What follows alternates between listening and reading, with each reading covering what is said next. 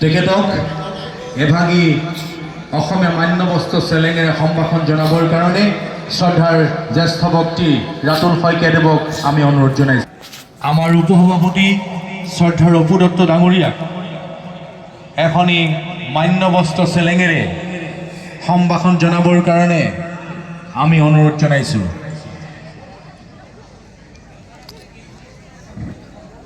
আমাৰ শ্ৰদ্ধাৰ মুকুট দত্ত ডাঙৰীয়া আছেনে বাৰু?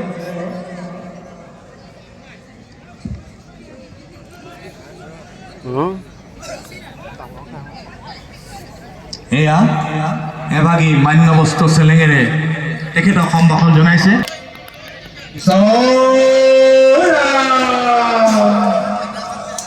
কৃষ্ণ সকলো সেৱকী দাতা পৰিয়ালক আমি শ্ৰদ্ধাৰ কৃতজ্ঞতা জ্ঞাপন কৰিছোঁ।